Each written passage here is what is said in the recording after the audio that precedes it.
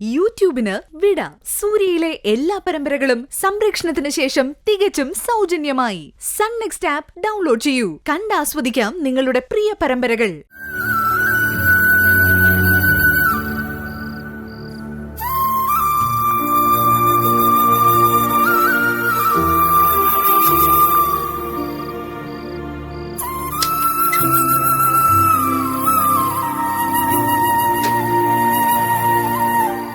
എന്താ സൂര്യ, മുഖമല്ലാതിരിക്കുന്നെ?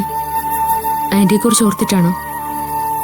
അതെ ഭാവന, നല്ല രീതിയിൽ നമ്മുടെ കല്യാണം നടന്നിട്ടും മനസ്സ് തുറന്നൊന്ന് സന്തോഷിക്കാൻ നമുക്കാവുന്നില്ലല്ലോ. ഒന്നും മനഃപൂർവ്വം സംഭവിച്ചതല്ലല്ലോ സൂര്യ, എല്ലാം യാദൃശികമായിരുന്നില്ലേ? പക്ഷേ എനിക്കങ്ങനെ തോന്നിയിരുന്നില്ല. അവസാന നിമിഷവും എന്നിലൊരു പ്രതീക്ഷയുണ്ടായിരുന്നു.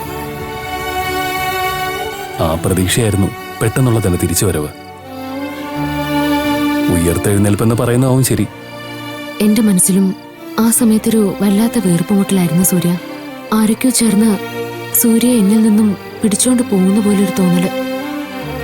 പെട്ടെന്ന് ഞാൻ അറിയാതെ ചാടി എഴുന്നേറ്റത്. ഞാൻ പറയാറില്ലേ ഭാവന, ദൈവം നമ്മുടെയൊക്കെ സങ്കല്പത്തിനേക്കാളും ഒരുപാട് മുകളിലാണ്. ഇന്നത് മനസ്സിലായില്ലേ? അതെ, നിലയില കയത്തിൽ മുങ്ങി പോകുമ്പോൾ ഒരു കച്ചിത്തുരുമ്പ് കിട്ടിയ രക്ഷപ്പെടാൻ ശ്രമിക്കാൻ കഴിയുമെന്ന് ഞാൻ കേട്ടിട്ടുണ്ട്.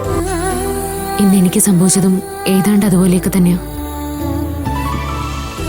ഈ ജീവിതയാത്രയിൽ തന്നെ എനിക്കൊപ്പം കൂട്ടാൻ പറ്റിയില്ലെങ്കിൽ പിന്നെ എന്ത് പ്രണയം ഭാവന?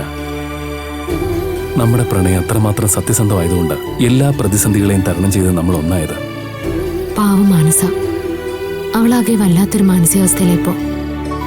ഇന്നീ പാല് കൊണ്ടുവന്നത് അവളാ. അവൾക്ക് ഇഷ്ടമില്ലാതിരുന്നിട്ടും ഞാൻ നിർബന്ധിച്ചതുകൊണ്ടാ മണവാട്ടി വേഷം അവളെ കെട്ടിയത്. ഒടുവിൽ പബ്ലിക്കിന്റെ മുമ്പിൽ പരിഹസിക്കപ്പെട്ടതും അവള് തന്നെ. അവളെ നമ്മൾ ഒരിക്കലും തള്ളിക്കളയില്ലല്ലോ ഭാവന, എല്ലാത്തിനും വഴിയുണ്ടാക്കാം. അവളുടെ മനസ്സ് നല്ലതാ ഭാവന. അവളുടെ സ്ഥാനത്ത് മറ്റൊരു പെണ്ണായിരുന്നെങ്കിൽ ഇന്ന് പ്രശ്നങ്ങൾ ഉണ്ടാവുമായിരുന്നു. നേരെ സൂര്യ, ഒരു നല്ല മനസ്സിന്റെ ഉടമയാ മനസ്സ. അതുകൊണ്ട് അവൾക്ക് നല്ലത് മാത്രമേ വരൂ.